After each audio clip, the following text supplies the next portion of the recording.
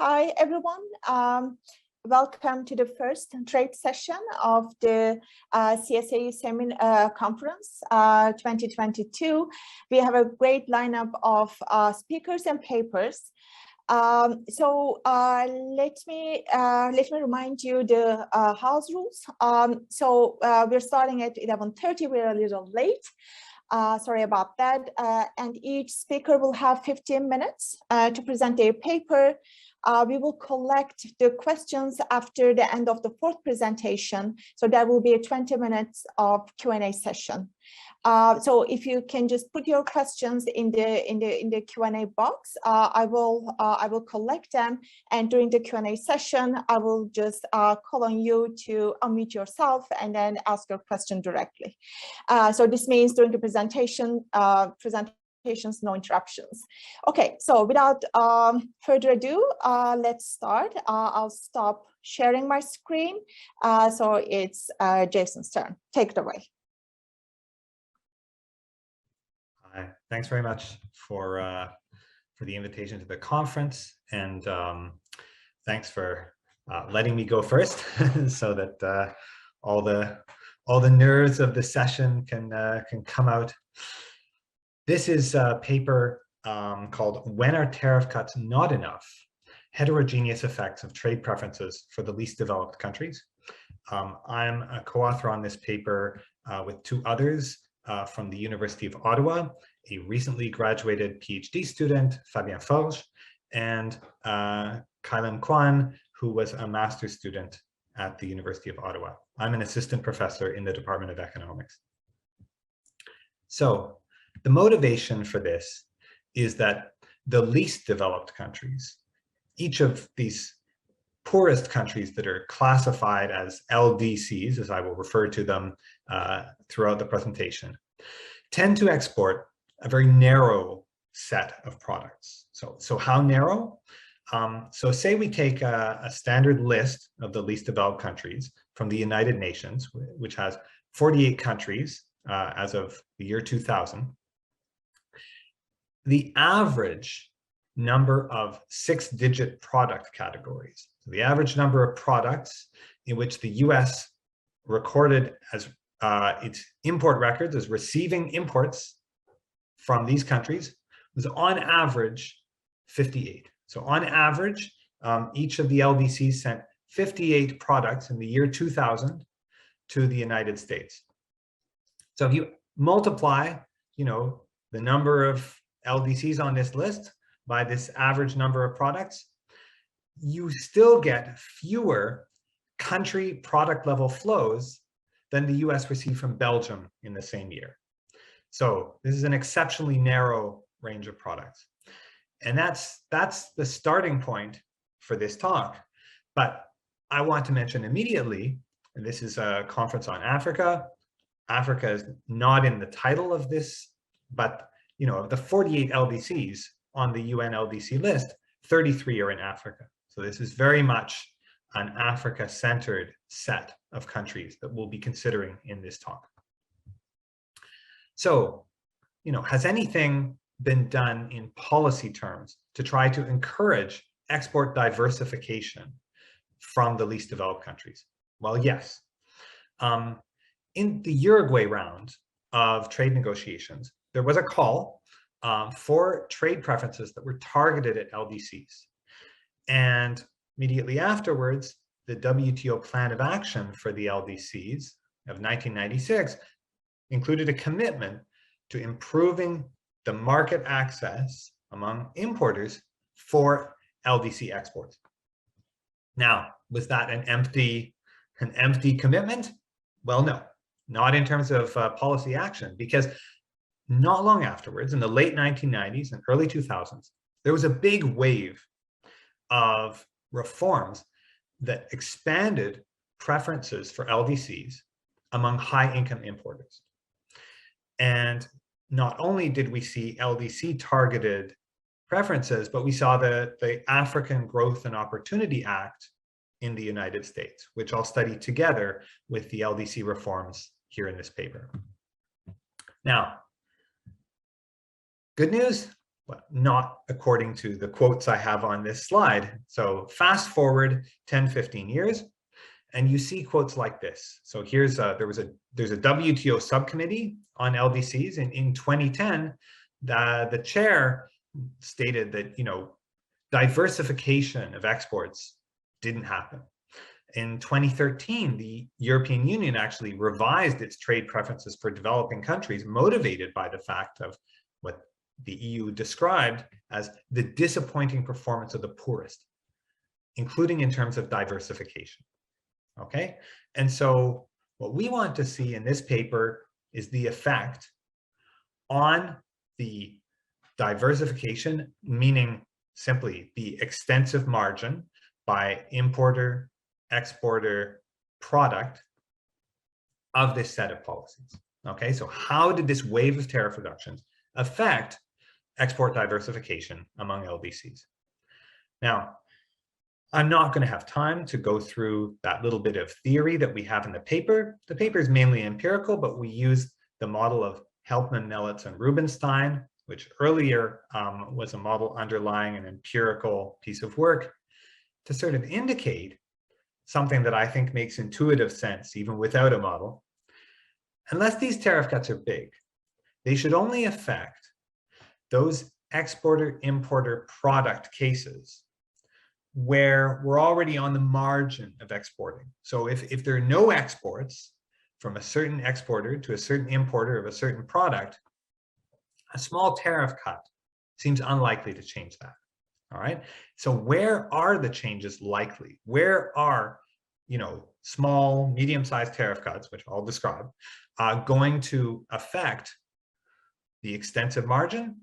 Most likely in cases where closely related flows already exist, which we're going to label as export experience. And that simply, already the exporter sends the same product to at least one other importer, or a related product, which I'll define, to the same importer. So what we do is consider 23 reforms. So I said there was a wave, and we're going to consider the whole wave. 23 reforms by OECD countries. We're going to use data from 96, right at the time of this call for action, to 2013, just before the EU does an overhaul of its preferences, as mentioned earlier. And what we find is that there is a positive effect on the extensive margin by importer-exporter product. But this is dominated by cases with pre-existing export experience. All right, so what we conclude is that there was an extensive margin effect, but this didn't really amount to sort of wide export diversification. It was sort of an extension of existing trade patterns in a predictable way. Okay, so that's kind of the study. I'm going to actually talk about the empirical strategy first, because this actually links me to the literature. What we're going to do is use variation by exporter, importer, product, and year. All right, as I hope it's already clear from the preliminary slides. And that's a gain on the existing literature on, you know, 2 dimensions. There's a literature that studies individual programs rather than a whole set of programs with different importers. And so those go by exporter, product, and year in their estimation strategies. And, you know, a couple of these are studies of the African Growth and Opportunity Act, AGOA, the Fraser and Van Biesebroek paper, and the Rotuno, Vesna, and Wong paper. There are also studies of many programs, but these are in a standard gravity framework by just exporter, importer, and year without looking by product. Okay, so we're going to gain by 1 dimension on each of these literatures. And what we're going to do is estimate a bunch of linear probability models. Now we have very high dimensional fixed effects. So realistically, linear probability models is all that's actually available to us, econometrically speaking. So the left-hand side is always, in the results I show you, going to be a dummy equal to 1 for a positive trade flow from exporter I to importer J of product P in year T. And we're going to have a full set of 3-dimensional fixed effects. So as you'll see, I have, you know, tens of millions of observations in every regression and a whole lot of fixed effects.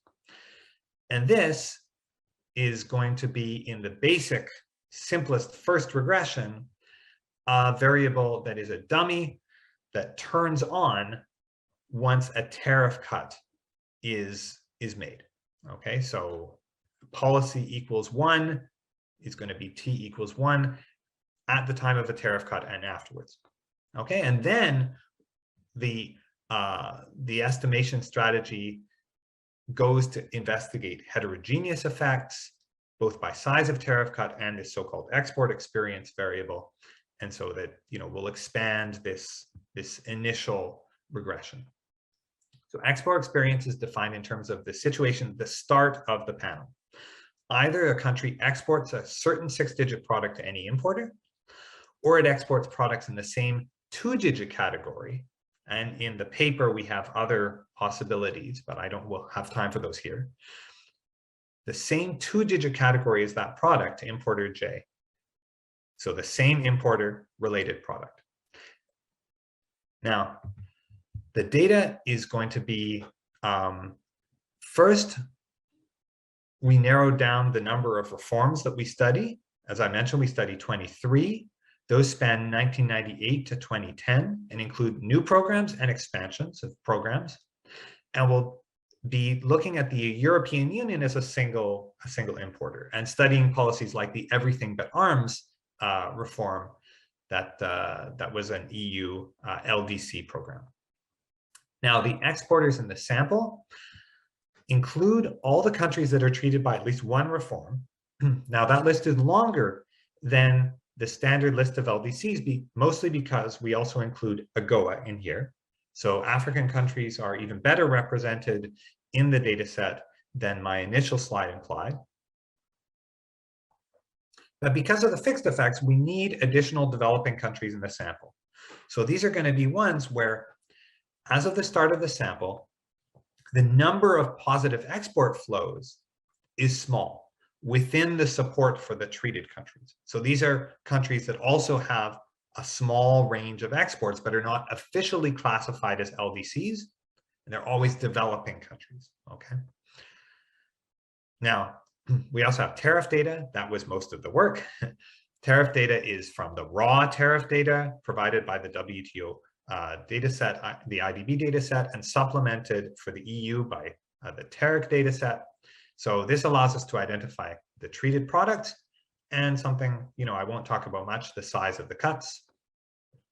And then we have a baseline extensive margin definition that you'll see that's $1,000 or more.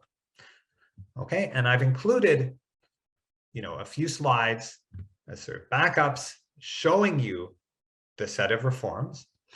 We're going to look at Australia, Canada, the EU, Japan, New Zealand, Norway, Switzerland, Turkey, and the US, and at least one reform and sometimes several in each of these. So Switzerland, for example, had 4 stages of tariff cuts for LDCs at different times. The sample of exporters, the yellow and orange are exporters that are treated by at least one of these reforms. These are either LDCs in yellow or the added AGOA countries. And the countries in green are countries that are in essentially this control group, though because we have a full set of 3-dimensional fixed effects, the control group is, by exported, imported product and time. I don't really have time to talk much about the distribution of tariff cuts, but what's important is they're very skewed. The mean tariff cut among treated cells is 11 percentage points, but the median is 7. And some of the tariff cuts, especially for agriculture, are very large. But most non-agricultural tariff cuts, go, let's say, up to the 20 percentage point range, and you're already at the 99th percentile. Okay. And then trade flows, we already know that trade flows are very few. We're talking like, 0.78% of the sample in treated countries as of the first year. Okay, I have just 2 more minutes. I have just 2 tables of results I want to show you because the results are simple. There is an effect in the full sample, 0.15 percentage points, which is big, compared to the initial share of exports I just showed you. That's like a 20% rise. Now, this is dominated by the largest tariff cuts, as you would expect.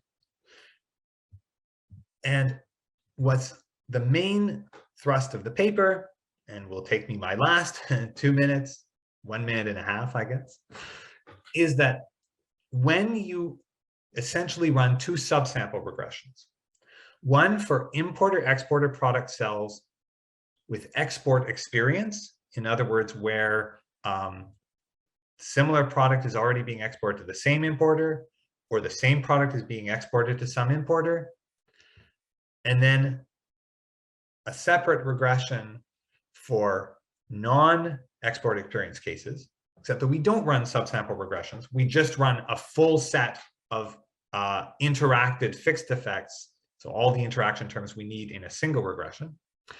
What you get is a very small, statistically insignificant number for the cells without export experience, and a much larger 1.31 percentage point effect for cells with export experience.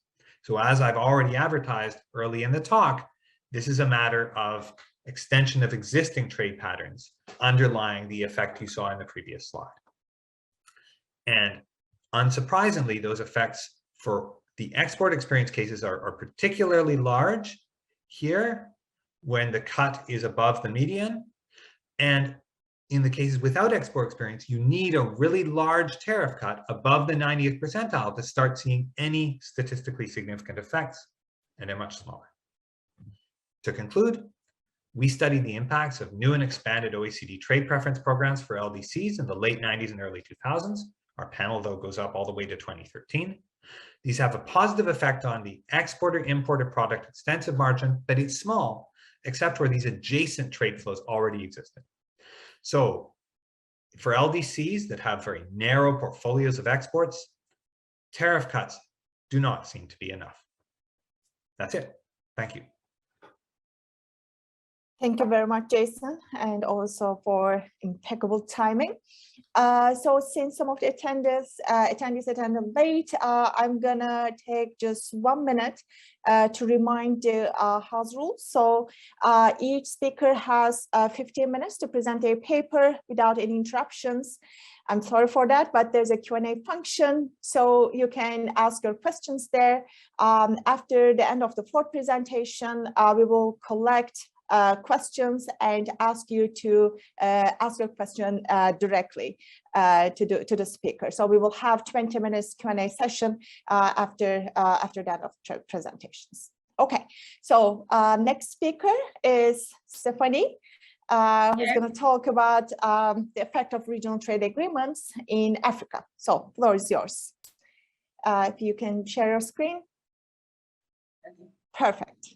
Can you make it full screen? Yes. So we can see them better.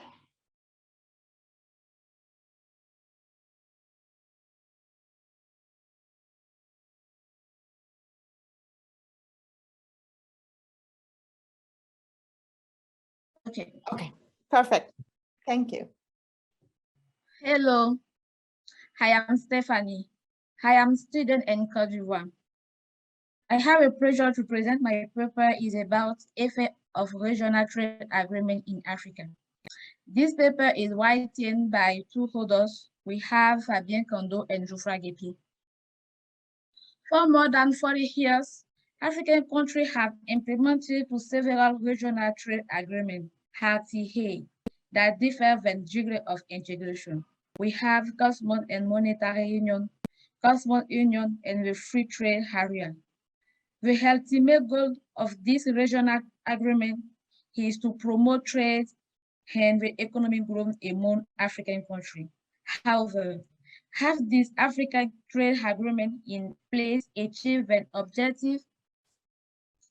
According to several authors, such as Fullerton, the implementation of a regional trade agreement has not had an impact on trade between African countries. Trade between African countries is still low compared to the rest of the world. We have about 50% of trade between African countries. In contrast to the result obtained by Fullerton, Several other authors find different results. We have those of Meyer and Crane find that African regional trade agreements such as EAC and COMEC increase trade by 213% and 80% respectively. However, when we look at the results obtained by the authors, we see that the coefficient of the African RTA are too high compared to reality. Similarly, there is also a large heterogeneity and the elasticity of the African RTA between the different studies. So we have a question. Why are these elasticities so heterogeneous across studies for African RTA? To estimate databases or specification matter, have regional agreement in Africa really increased bilateral trade among the members?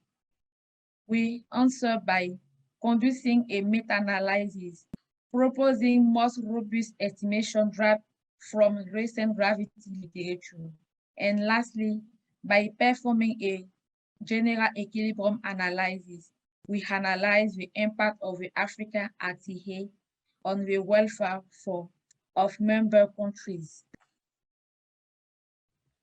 On this section, we propose a meta-analysis of the estimated gravity equation on the RTA in Africa that we found in literature.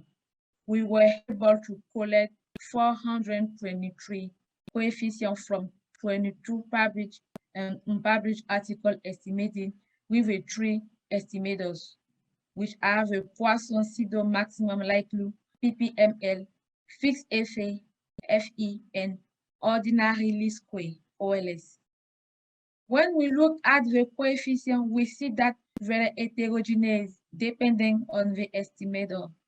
We find an average of 0.119, which indicates that on average the effect of the RTA on trade is small.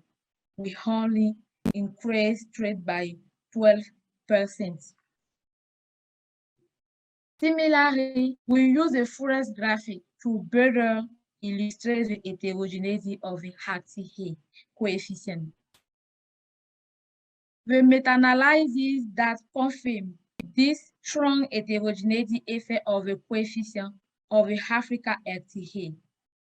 In addition, when we examine the studies and your meta-analysis, we observe a lack of control from some of factors related of trade by RTA in most articles.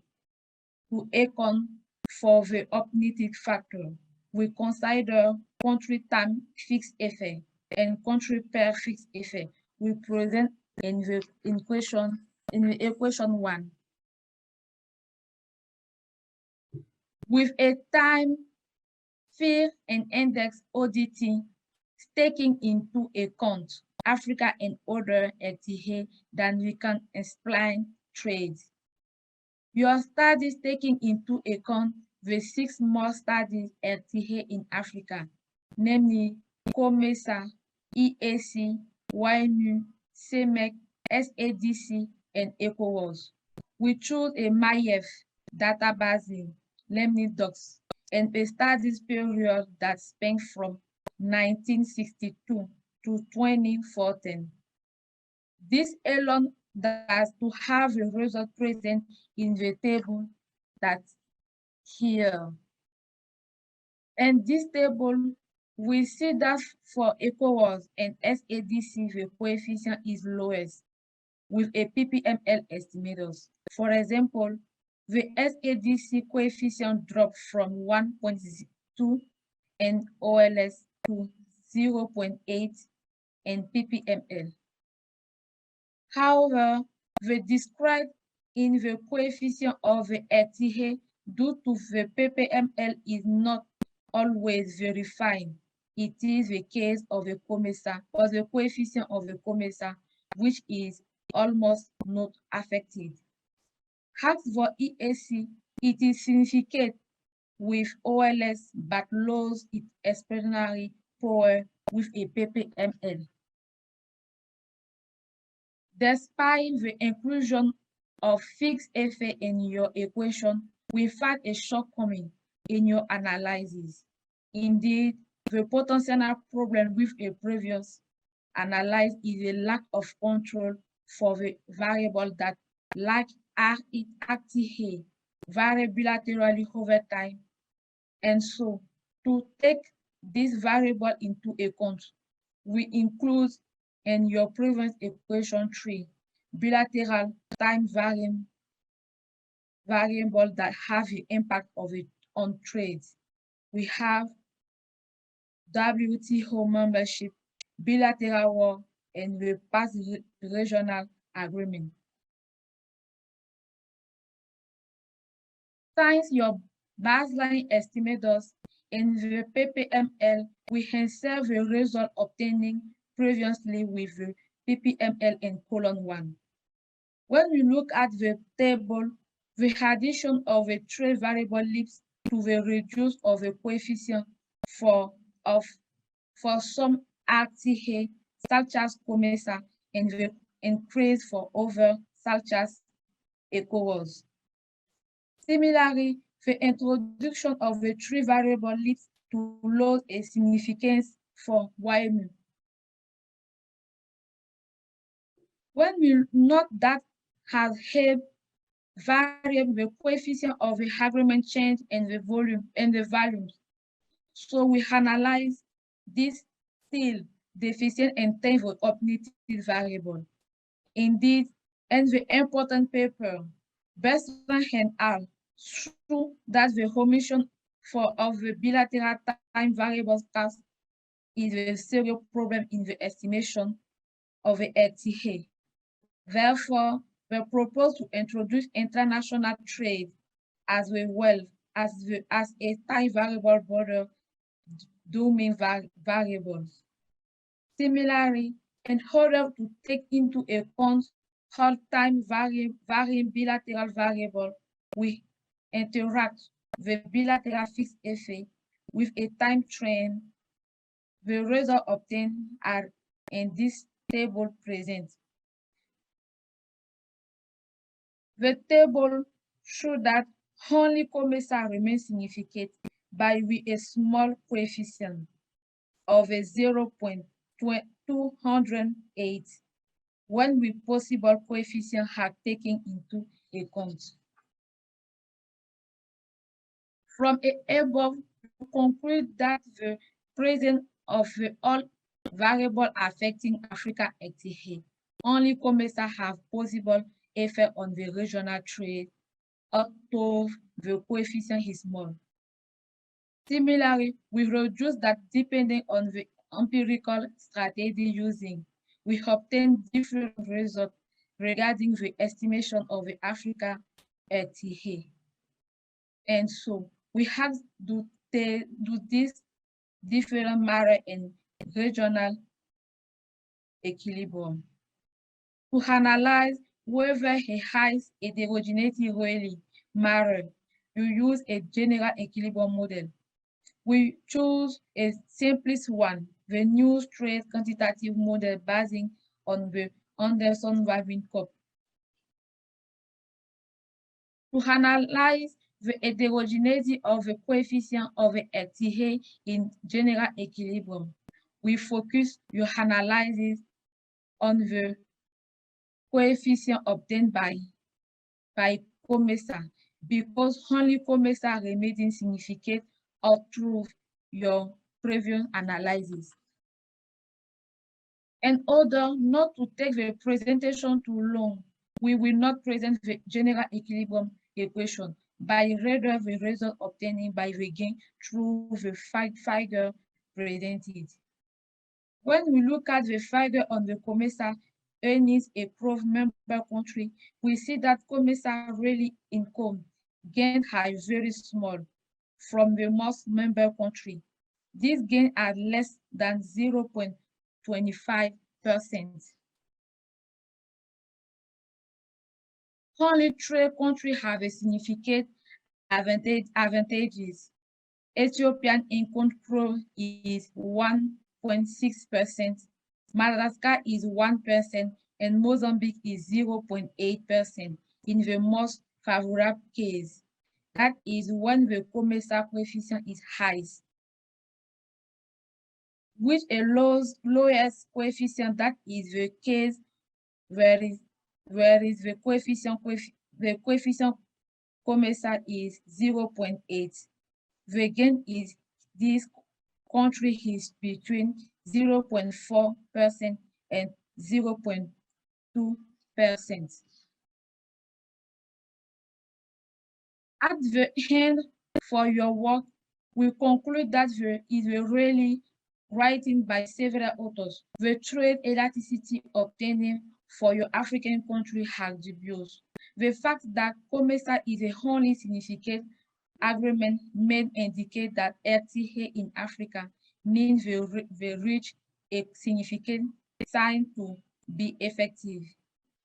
Indeed, COMESA is the agreement which a legal member of the African country. We have 21 members.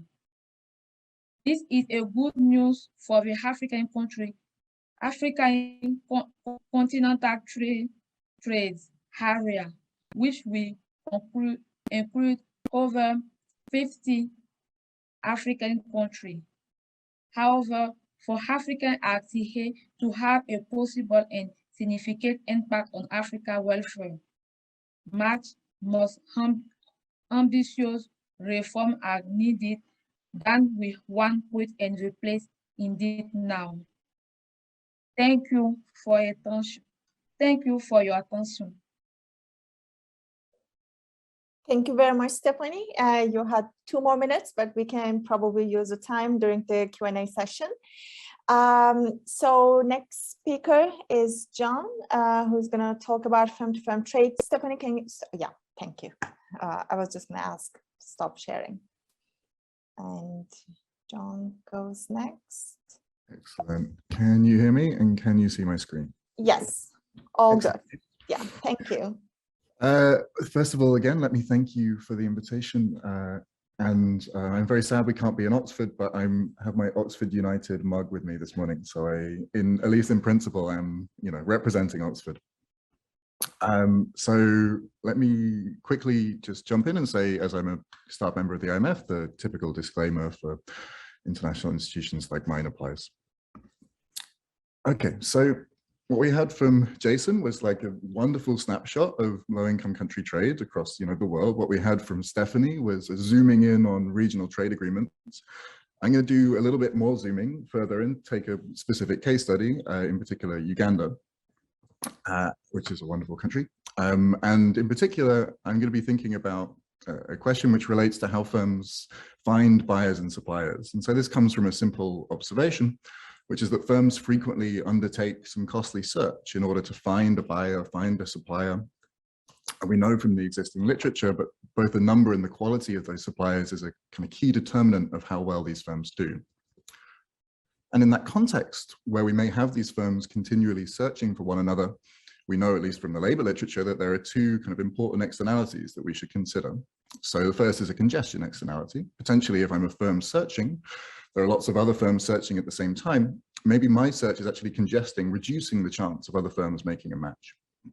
By contrast, there could be a positive spillover. Maybe my search actually generates some kind of additional information. That information can pass to other firms. And so as a consequence, actually, my search is making it easier for other firms to make a match. And so it's kind of important to think about these forces, these externalities, when we're thinking about how firms undertake this search process. And in particular, the reason I think it's important to think about this in an African context is that these externalities may differ depending on firm size and the kind of types of firms that are searching or being searched for. So in particular, if you think about a typical Ugandan firm, we know that these firms are small, they're size constrained, they maybe don't have access to credit. And so as a consequence, if these firms are undertaking this search, maybe they match with 2 buyers in the same period, but they simply can't fulfill that contract because of the fact that they can't scale up. And so as a consequence, that search may go to waste. There's kind of more congestion in this domestic market. Well, what do we know about international firms? International firms tend to be larger, They have access to credit. They can have potentially multiple production lines. So as a consequence, if they are able to be matched with, maybe that kind of positive spillover effect is likely to be larger. And so I'm going to argue that in this paper. And I'm going to argue if that exists, this kind of difference in congestion between the domestic and the international market, then if we open to international trade, that's going to have all of the standard benefits that we've seen from Jason and from Stephanie. But in addition, we're going to get a benefit from gain from trade coming from this search channel. Okay, so as I already said, this is a paper set in Uganda. The Ugandan government collects very rich tax data, so I'm going to be using data from the tax authority, which includes the near universe of formal sector firm-to-firm transactions, which includes buyer-supplier matched customs data, and also very excitingly buyer-supplier matched domestic trade data, so VAT data. I'm going to combine that with a trade shock, and so as we discussed the kind of benefits of regional trade agreements, this one is exactly that. This is coming from the East African community, putting in place a series of different trade reforms, which led to a reduction in trade costs, not tariffs, but trade costs. And so that's going to reduce the cost of importing goods into Uganda, which is very high back in 2011, still very high today, but less high. And I'm going to exploit that natural experiment to quantify the model's mechanisms. The third reason I think Uganda is a great place to set this study is that the Ugandan government at least thinks that search costs are important. And so in 2019, they set as one of their three main goals for trade, reducing search costs between firms by 25%. Now, that number may not be completely meaningful, but the point here is that the Ugandan government cares a lot about trying to identify ways in which of reducing this friction, indicating for us that that's important, but also as a kind of something we can simulate within the model and think about where those policy interventions could be best targeted. Okay, so this was my job market paper. So it's obviously enormous and completely unmanageable for a 15-minute presentation. So what I'm going to do is try and tell you a bit about the mechanism. I'm going to show you the kind of the structure of the model. I'll then tell you a bit about the reduced form results, and then whatever the residual is, we'll get like some discussion at the end. Okay, so click on the model. Okay, so this is the basic framework which I set this model up. Think about this as three types of agents. So there are buyers who are selling goods in a kind of frictionless retail market, competing via the standard competition, and there's no problems here. By contrast, these buyers themselves, they're not going to produce goods, they're going to purchase goods from different types of suppliers. And so you can think of these as kind of retailers, essentially. And these retailers, they're going to undertake some costly search alongside these suppliers, also undertaking some search, and they're going to match according to some matching functions. And so this is the way the model introduces these externalities. Oh dear, there we go. And so, okay, well, these are our kind of underlying matching functions. And so the kind of core modeling idea is that the degree of congestion, the degree of positive spillovers are going to be determined by these exponents on the matching function. And so if I'm correct in my hypothesis that this kind of congestion force is more prevalent in the domestic market, we'll find that these exponents on the matching function are smaller. So an increase in search is going to increase the number of matches that take place, but that's going to happen at a decreasing rate. The more search that goes in, the smaller the number of increases in matches. By contrast, if my hypothesis is correct on the kind of international side, maybe there's increasing returns to scale. So there's going to be potential for an increase in search, increasing the number of matches that take place. And so I'm able to show in this simple framework a couple of comparative statics, which relate to this kind of reduction in international trade costs, and that's going to have important effects, but all of those effects are going to depend on these congestion and positive spillover externalities. And so in particular, reducing international trade costs is going to lead to a reallocation of search. So firms are going to move from searching primarily in the domestic market to some of those firms moving into searching in the international market. But the extent of congestion is going to dictate how much that actually happens. And so a fall in trade costs is going to lead to buyers entering the import market.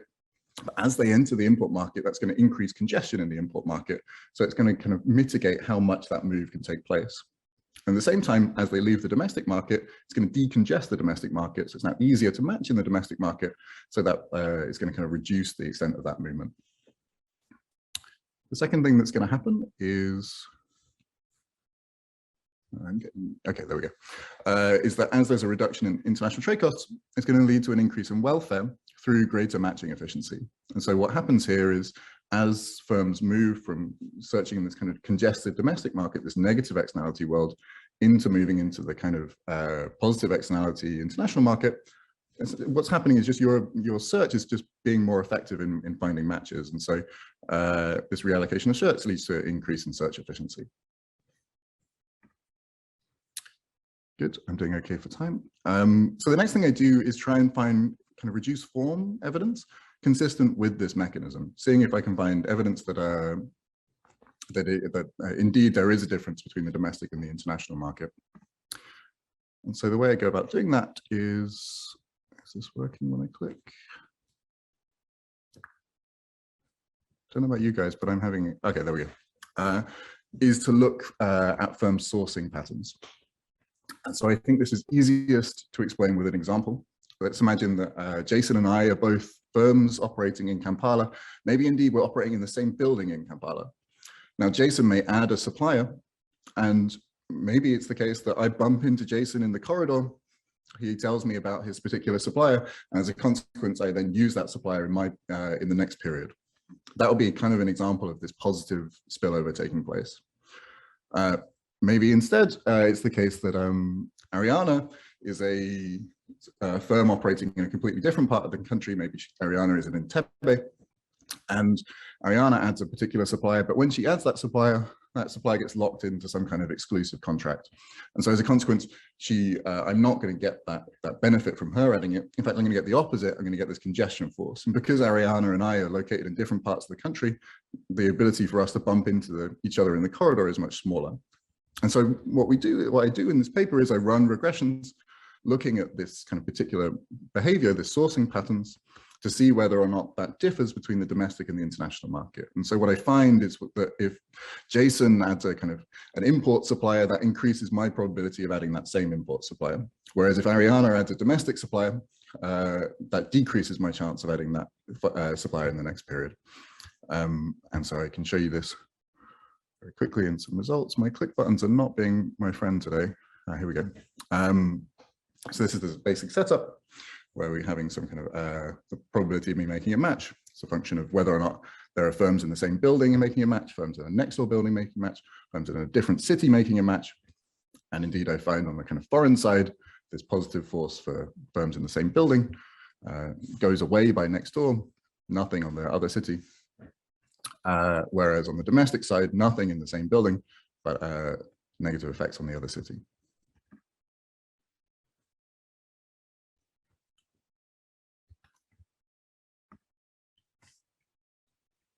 Okay, good.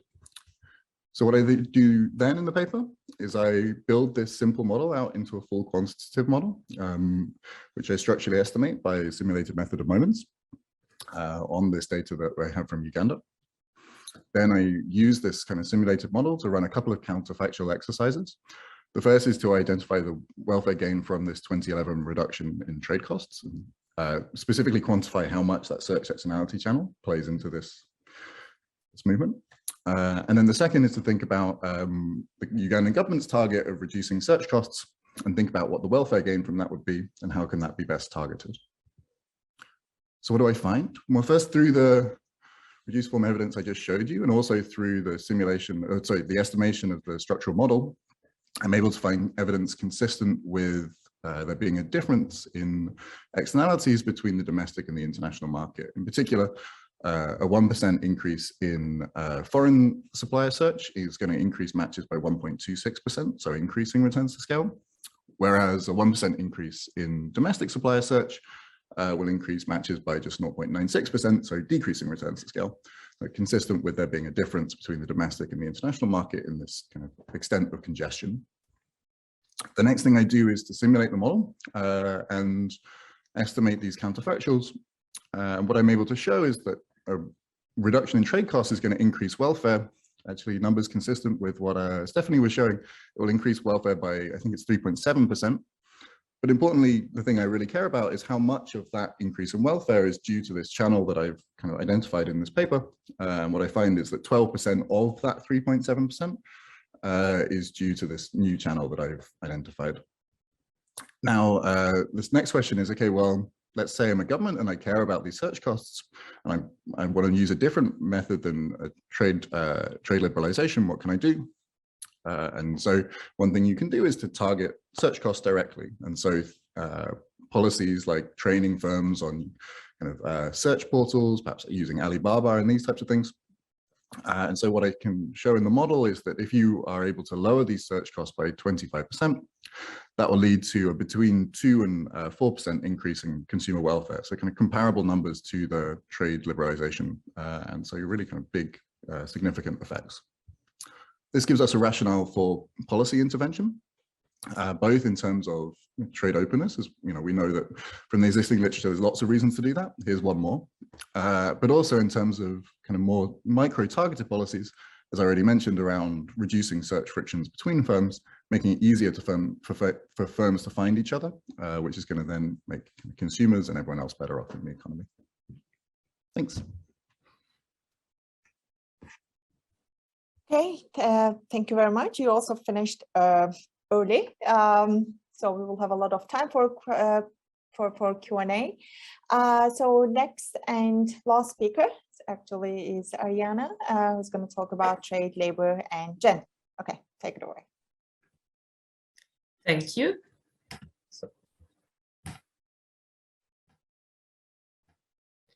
Can you see my screen? Okay. So good morning to everybody and thank you for being here. I'm Arianna Vivoli. I'm a PhD student from the University of Florence, and the work that I will present to you today is a work that I'm writing together with my PhD supervisor, Professor Giovannetti from the University of Florence and Professor Sanfilippo from the University of Turin, whose working title for now is Import Tariff Liberalization, Employment and Gender in Ethiopia. So in a nutshell, the research questions that I will try to address are the following. So we will check which has been the impact of the Ethiopian trade liberalization process on district employment levels. And we will check also whether this trade liberalization process have some effects on the structural transformation of the country. Plus, we will also check whether this structural transformation presented some gender asymmetries. To do that, we will adopt the so-called local labor market approach, which was firstly proposed by Topalova in 2007 and by KOUAKOU in 2013, which basically uses as the unit of the analysis the local labor market, and no more, let's say, it's no more an analysis conducted at the firm level or at the worker level. Okay, I will skip now the review of the literature because I don't want to steal time to the Q&A session, and I will present you really briefly what happened in Ethiopia. So basically, after 3 decades of import substituting policies in 1991, the Ethiopian government, which at the time was led by the Ethiopian People's Revolutionary Democratic Front, decided to turn to a more market-oriented approach and decided to implement trade liberalization policies, which were part of the structural adjustment program sponsored by the World Bank and the IMF. So in 10 years, just to give you an idea, between 1993 and 2003, the Ethiopian government implemented 6 waves of trade reforms.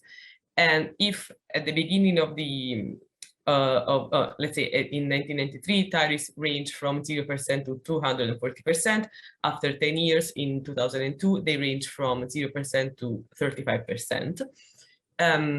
Tariffs were also rationalized. Indeed, their number fell from 23 to 6. So the data that we use in this study come from different sources. We use 2 data sets at the individual or worker level, plus data on tariffs. As far as the individual level data are regarded, we use the 1994 population census of Ethiopia, and 3 waves of the Ethiopian National Labour Force surveys from 1999, 2005, and 2013. While the data on tariffs, we extract them from the UN WITS database, and specifically we use the trade-weighted average most favored nation tariff, of course at the sector level, and the sectors are defined at the 3-digit level following the ISIC revision 3 classification. Since, as I was saying before, since we are interested in conducting a local labor market analysis, what we did was to collapse these data that at the beginning were at the individual or the worker level. We collapsed them at the district level, which in Amharic are called Wareda. And in this way, we obtain a panel data set of 388 districts for 4 waves. So for 1994, 1999, 2005, and 2013. There was an issue here. Basically, some of the districts over these 20-year periods changed name or boundaries. And to be as conservative as possible, we decided to keep in the analysis only the districts that appear at least twice with the same name and the same boundaries. So this is our baseline specification. As I was saying, it's a panel where the main outcome variable is the district employment share, which of course vary across district K over time T. And our main explanatory variable is this output tariff exposure measure, which I will tell you in a second how we constructed it. Plus, we also include a vector of time varying controls. We control for the urban share, for the illiterate rate share, and the average age of each district. We also include year fixed effects and district fixed effects. And lastly, the standard errors are clustered at the district level. So our let's say identification strategy relies on the fact that we can exploit the cross-sectional variation in district employment structure at baseline, so in 1994, and we use what is called in the analysis in the literature shift share analysis to compare the heterogeneous responses to shocks in tariffs on different labor market outcomes. Because of course our need was to associate import tariff reductions that are set at the national level to outcomes that vary over time and across individual. And basically what we did was to weight, let's say, tariff of sector S, that can be agriculture at time T, for the employment share in agriculture in district K at baseline over the total number of people employed in district K at baseline. And here I plot the changes in this output tariff exposure measure, and as you can see, we have a certain degree of heterogeneity. We can see how, for instance, the region of Tigray and Afar experience a higher reduction in tariffs as compared to districts more closer to Addis Ababa or in the Oroma region. We also constructed 2 analogous measures. One, basically, in the first one, we use imports instead of tariffs. Therefore, we are looking at trade in quantities and not in prices, as also done by Otto Don and Hanson in their China Syndrome paper of 2013. And also, we also constructed a measure looking to what happened in the input market, because as we all know, when a country liberalizes, we have an effect on the output market and we have an effect on the input market. And for this reason, we construct this second measure. And basically what we did was to weight tariff of sector J at time T for the share of inputs from sector J that sector S bought or acquired over the total inputs acquired by sector S. And as well, also this time we weight this part from for the employment share of in each district at baseline. And last thing, before moving to the results, of course, when we deal with tariffs, we might have a problem of endogeneity. because it can happen that of course, governments tend to protect some sectors with respect to others. And in this way, of course, our analysis can be not correct. But this seems not to be the case for Ethiopia for several reasons. The first one is that there is a paper by Jones and co-authors published in World Development in 2010, where the authors argued that in Ethiopia, but also in Kenya, Tanzania, and Uganda, these trade liberalization reforms took place under the structural adjustment program, which were sponsored, or let's say sponsored by the World Bank and IMF, and for this reason, the authors argue that there should be little room for internal interference or for lobbystic pressure in general. Plus, we also did a small exercise. These that you see are results from regressions conducted at the sectoral level, and we did this to understand or to check whether there were some let's say some reasons behind the change in the output tariffs. And as you can see, the only thing that appear to matter are the baseline tariffs, meaning that the changes in the output tariffs were significantly higher the higher the tariffs at baseline. While we can see how the Ethiopian government did not tend to protect, let's say, for instance, sectors that employed more people or sectors that employed more illiterate workers. And to control and for any potential residual endogeneity, we also use two instruments as a check. And these instruments are quite common in this kind of literature. The first one, it basically consists of using the initial Ethiopian tariff rates as instrument on the change of the output tariff, or on the change of the output tariff, sorry. And the second one is quite similar. And basically what we did was to create an average of the initial level of tariffs in Kenya, Tanzania, Uganda. And this was our second instrument, and we used this second instrument on the change of the output tariff in Ethiopia. So now I can move to our baseline results, and as you can see from the first and second column, we can see how districts that experienced a higher reduction in tariffs experience also a higher reduction in their employment level. The difference between the first and the second column is only there. In the second one, we also include the set of controls that I was mentioned to you before. And then we try to unpack this result to see whether it was mainly driven by female or male workers. And apparently it appears that this general result is driven mainly by female workers, because they are the ones that experience a higher reduction in their employment level following a trade liberalization.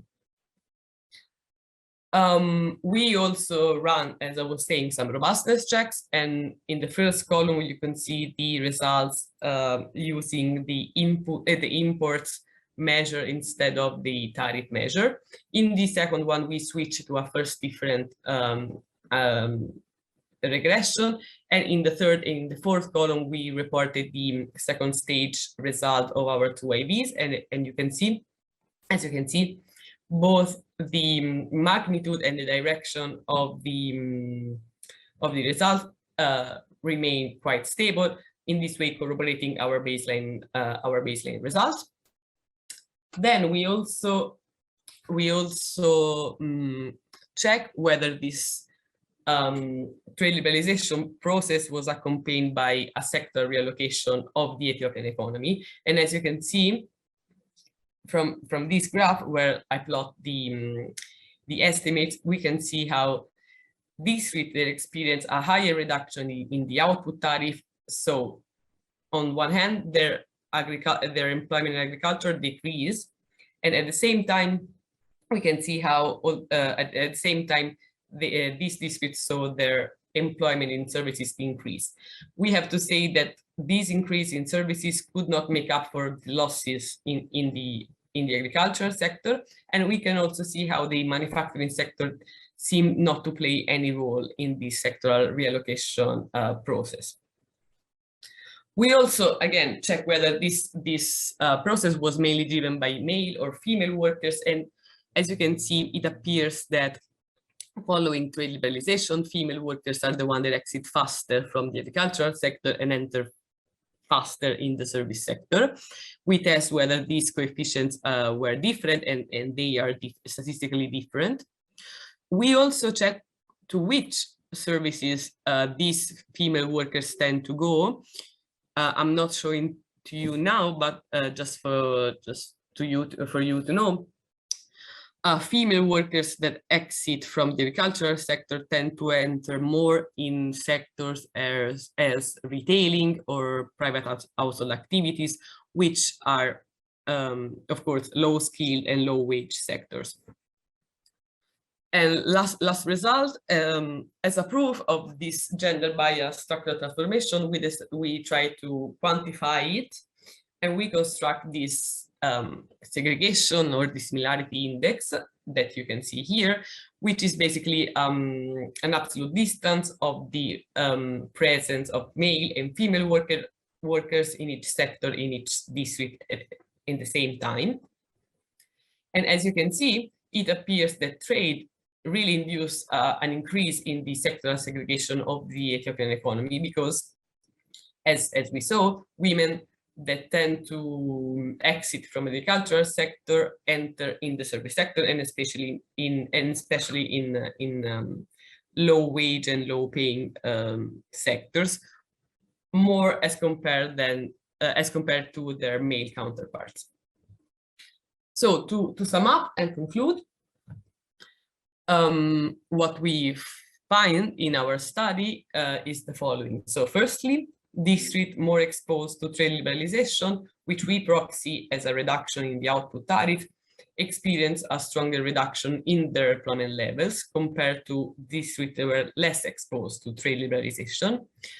With women, with female workers that tend to be hit more than their male counterparts. Secondly, in more exposed districts, this process accelerates the structural transformation of the economy, with a general shift of employment from the agricultural sector to the service sector. And this seems again to be especially true for women, which are the ones that exit faster from the primary sector and enter faster in the tertiary sector.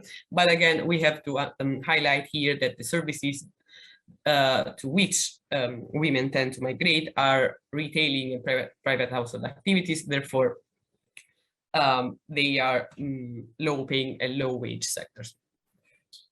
I finish here and thank you for the attention. Okay. Thank you very much, Arianna. So we can move to the Q&A. So there's one question in the Q&A box. So Usman, would you like to ask the question yourself? I think we will need some help to unmute Usman. I'm not able to do it. Oh. Yes. Yes. Thank you so much, Demir. Thank you so much for the presentation. I was following closely the different great presentations from my colleague around the world, working especially in Uganda and Cote d'Ivoire. I was mainly interested in the meta-analysis that the other students did in Cote d'Ivoire. And as I was watching closely, I spot out some things in the numbers, and I was wondering how they dealt with the different bias that came into this study. And I mean by bias, the data availability bias, the publication bias, and the review selection bias into the meta-analysis. Because they conducted a meta-analysis studies of trade within these different trade zones, and knowing a bit about the literature, I know how skilled is the literature, and I wanted to hear more about it from her. Thank you. Thank you, Usman. Stephanie, would you like to answer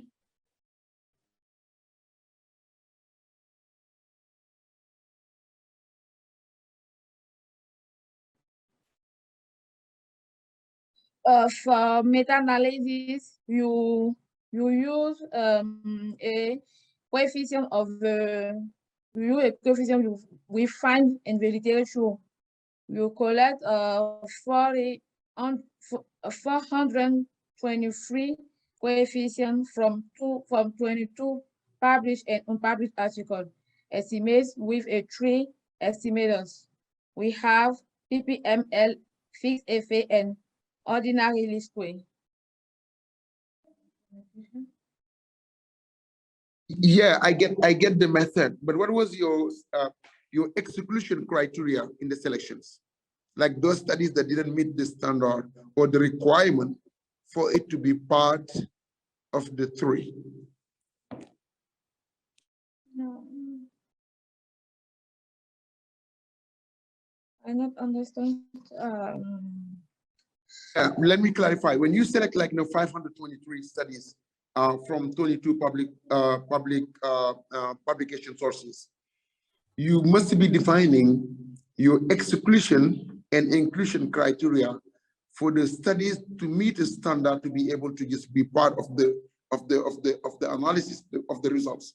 Because at the end of the day, what you are getting into is really an evidence-based answer to your questions. And my question is, how do you define the exclusion criteria among those 523? And I bet among the 523, you might have studies that are highly published in some high-ranked journals, some from the gray literatures, and some from other sources. How do you define your exclusion criteria?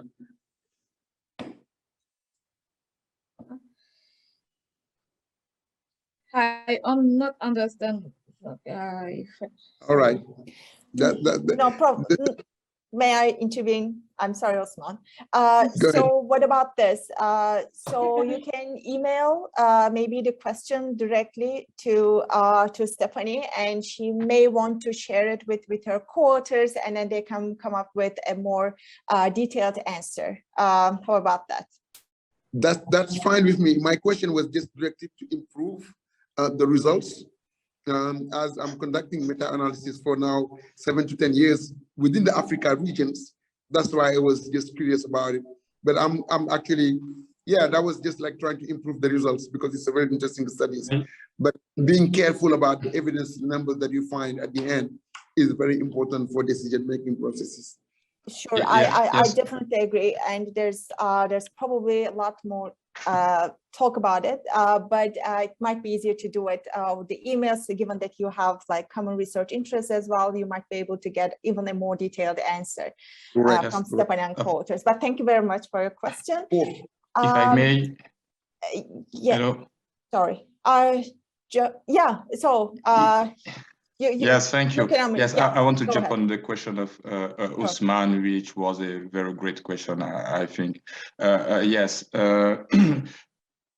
we in this meta-analysis, what we do very simply is to use all the published and unpublished articles that we find in the literature. And of course, the point that you raise is very, very important, that we have to make to be careful on the publication that we use. But in Africa, what we have to note also is that concerning this point and the paper that use gravity and that work on RTA in Africa are very small. We have not a lot of people which deal with this topic by using gravity equation. This is why we don't make we make just a simple things. We don't make the exclusion because we will be with very few paper in hand and we cannot do the meta-analysis. But the simple message of this meta-analysis was to say, okay, we have a lot of results in the topic of regional trade agreement in Africa. When we estimate the regional trade agreement in Africa, we find many, many results which are not very homogeneous. We come from minus the REINE, for example, show the forest plot where for COMESA we get some some article which find -1 to 1, so it is very big. Sorry, you know, you have a lot of results. So what we want just to mention with this section is to say, okay, we have a range of results, and yes, the results are not homogeneous. Then we will propose to the literature, we will use, sorry, the most recent gravity literature to see if the result that we find in the literature is very coherent. If we cannot get something which will be homogeneous and, how to say, conventional. So this was the objective of this meta-analysis. Thank you so much. And I think for the last comment, I think you should have maybe my suggestion to go from thematic review point of view, really trying to actually focus on actually really synthesizing the evidence from study conducted on the ground regarding this topic. And as you maybe move on later in this topic, especially on trade and gravity models, maybe hoping that, you know, in the near future, years to come, you can be actually really getting into a meta-analysis, because you know that the meta-analysis is narrower and more synthesized than the systematic review, but both have rigorous systems of synthesizing the data. And then what I'm saying is, I'm saying it from a policy perspective and then policy recommendations perspective, to be able to really limit actually how far can we go with the review, with the finding of your results, of your analysis. Okay, great. So many thanks, Usman, for the recommendation. Yep. Thank you very much, Usman. Thank you. And Jeffrey. So Jean has two questions, one for Arianna and the other one for Jason. So can we unmute? Oh, okay. Yeah.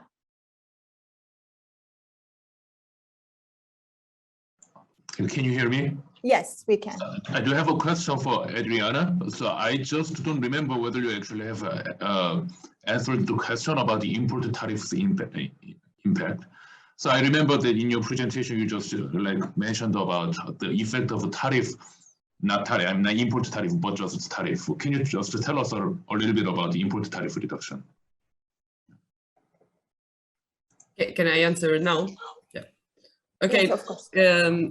Thank you, Jean. You're completely right, because I presented the measure, but I didn't present the result, and that's only because we are still not sure about whether inserted in the final draft of the paper or not. But if I have 2 minutes, I can show to you the table with the results. Can I? Or I can? Yes, of course. No, I mean you can show. Okay, I will be super quick. You can you see? Yes, I can. Okay, in this this is the table with both the output tariff exposure measure and the input tariff exposure measure. Okay. And as you can see, the results are there. They are also significant, and they are coherent with the expected direction, because when a country liberalizes for firms, it gets easier to buy cheaper input from abroad, and in this way it should, let's say, help employment. Yeah, I'm consistent with the literature. Thank you. What? Sorry? It's consistent with the literature. Your result, I think. Yeah. Okay. Yeah. And therefore, yeah, I mean the results are there, but comparing with the let's say magnitude of the output tariff exposure, it's significant, and overall we get that the employment in general tends to decrease. That's why we are not sure. I mean, there's still something there, and also the other thing for which we are not so confident in showing this result is that the input-output table from which we got this the coefficients to construct the input tariff exposure measure. It's only for 1 year. It's only for 2005, so we don't know whether it's a strong result or not. But there is something there. Yeah, and yeah, thank you. Okay. Arianna, can I just ask two, clarifying questions actually. Jin, may Sure. I? Before you Yep. ask a question for, okay. So is there a particular reason why you're not using female share in employment at the district level if you're after this gender bias induced by trade liberalization? Because I'm not, it might make the point like clearer. Using the share of the fraction of female employment in total employment at the district level. We, I'm not sure if I got your question right, but here, for instance, this is the female share of total employment. Oh, I thought you were running regressions separately for male and female employment. Is it the share? Because the coefficient estimate, the magnitudes are quite similar. So I thought you were using the same variable, just one for male, the other one for female.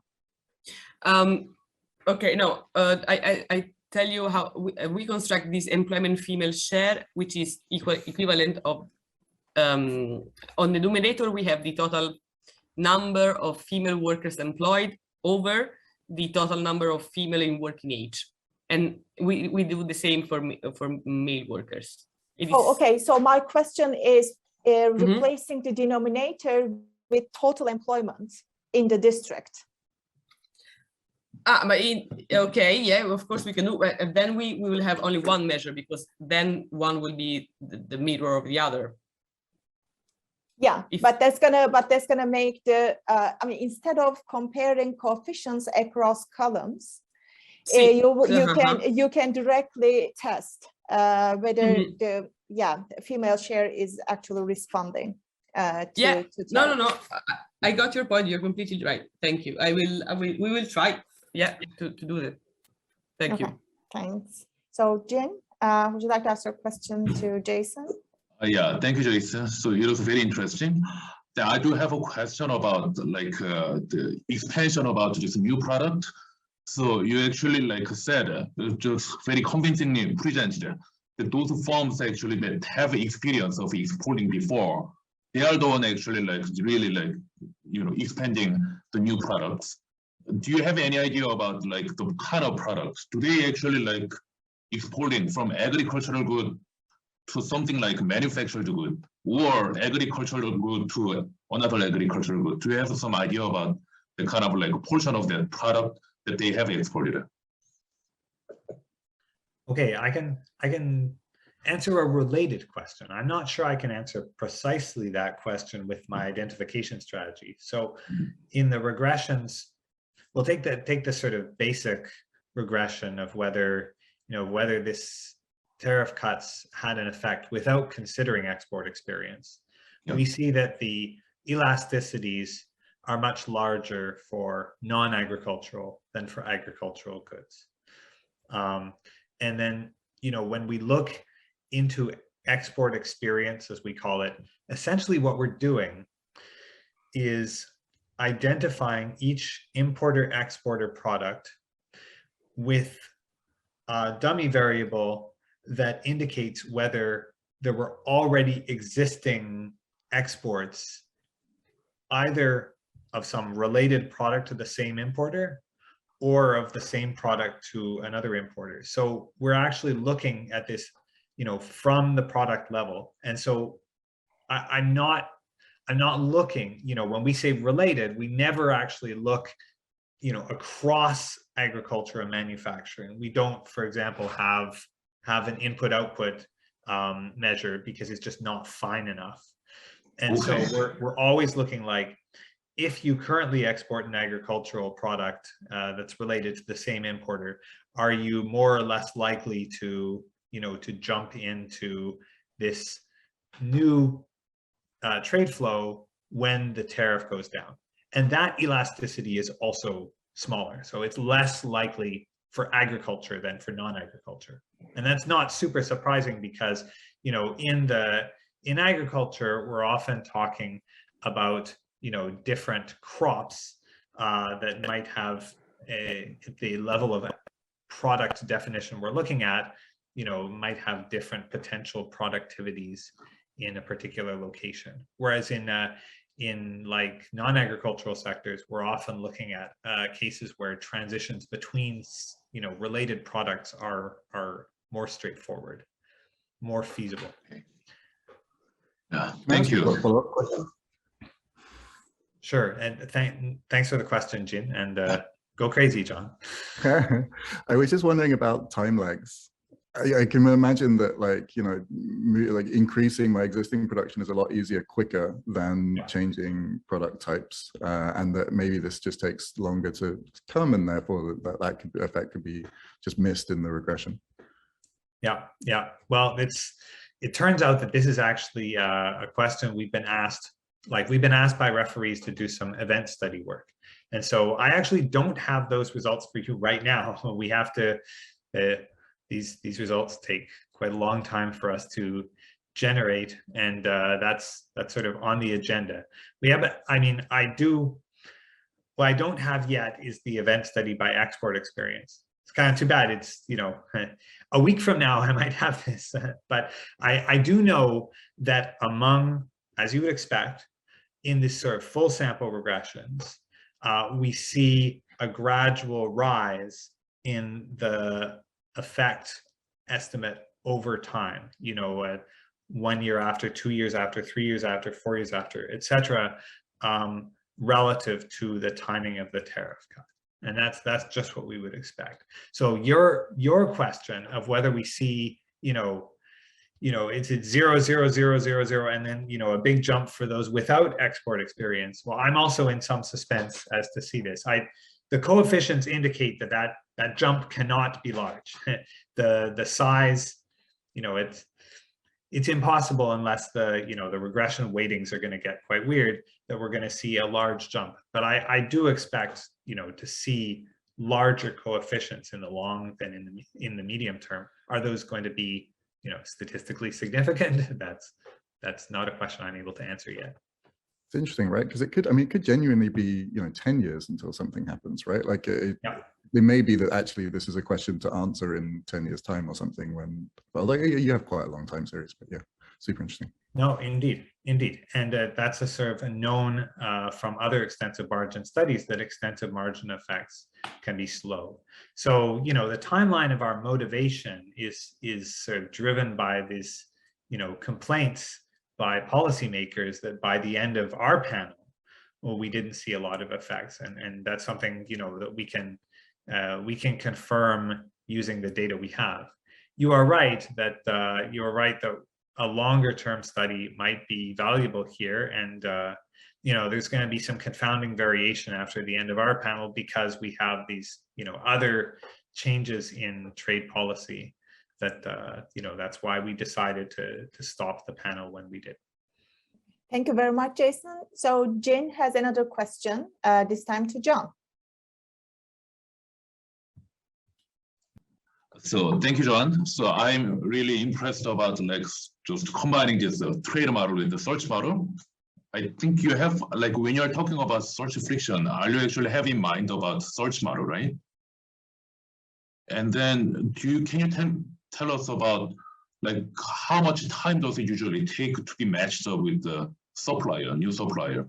Or is it really like a supplier about search problem, or kind of like a market exploitation problem? Like if there is one really strong supplier, and then the person is actually dominating the market, and then they can be kind of like a market structure problem. But I was just wondering how much it is actually going to be market structure problem or like a search friction problem. Yeah. So I got the first bit of the question. I didn't quite catch the second bit. Could you rephrase that? Yeah, my question is whether this problem can be actually interpreted in terms of this search friction problem or the market structure problem. So, yeah. Okay, let me try and answer, but then maybe tell me if I've misunderstood.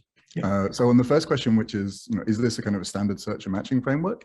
Yes, basically what I've done is incorporate as basic a kind of search model as I can into a trade model. And so obviously I didn't have time to show you the full details of how that's set up, but you can think of this as kind of your most basic labor search model incorporated into a model in which firms are buying and selling. And so, yeah, and so within that, then I'm doing some work with the data in kind of reduced form, and then structurally estimating that on the real data. I don't directly observe search, so answering your question is a little bit tricky. I think there probably is a parallel in my model. I don't have a good answer for you right now, exactly what the kind of how many periods I need to search in order to find one supplier. And it also, my model, it kind of depends on search intensity as well, so it's it's a little bit tricky, is the truth, but it's a good question, which I should have a better answer to. Yeah, because yeah, go ahead. This P-solid model, the typical this P-solid model is actually saying this search friction actually has been caused by information friction. Right. So yeah, so as to just really nail it down whether this is actually caused by information friction, and you want to actually look at the time spent to find out this alternative supplier, etc. Yep. Yeah. So that's what I'm actually asking. Yeah. I see. I understand. Okay. So I'm modeling this as a search friction. It certainly could also be an information friction. I think probably in this setting, it probably is both. I'm going to model this as a search friction. I think it's possible that within that modeling process, there's kind of a lot of those information frictions will be picked up by this modeling approach that I'm taking, as in everything is going to get lumped into this search friction component. Like it's just all going into that matching function. And so whether or not that's an information friction or whether or not that's a search friction, this particular setting, I'm going to pick that all up as coming from this kind of search structure. In practice, I think you're right that this could well be an information friction in this setting. But it's not the modeling approach I'm taking for the kind of whatever reason. And then the second part of your question, I think, was about kind of whether or not this is really market structure kind of dictating these effects, or whether this is kind of some kind of search effects. Again, I think if I let me try and answer, and again, tell me if I've misunderstood. I think a kind of key component of this is, okay, well, I think a key force here driving things is that this is firms being supply constrained. In many ways, if you could address the kind of supply constraint in my model, that would actually be first best, right? You could then allow, let's say I can do an intervention in which I provide access to credit, and then actually these firms can grow. And as they grow, it's more easy for them to make matches, and actually that should address a lot of the kind of problems I have in my model. In practice, I'm able to show that actually this modeling approach I'm taking is, even though I'm not directly modeling the supply constraints, you can set up a model with supply constraints, which will have very similar predictions to my model. The search approach to modeling is actually just a convenient approach to get everything kind of into the model, although a parallel model does exist, which is directly modeling this constraint. I'm not sure if that fully answers your question, but it really answers the question in many ways. Yeah, but thank you very much. Yeah. Thanks, Dean. Yeah, thank you. Okay, so I think it's time we need to vacate the virtual room by 1 p.m. But let me thank all 4 speakers for great presentations, being on time, and also our attendees for tuning in today. So let me remind you that there are more trade sessions during the week. So if you have the time, please join them as well. So thank you very much, and have great conferencing. Bye-bye.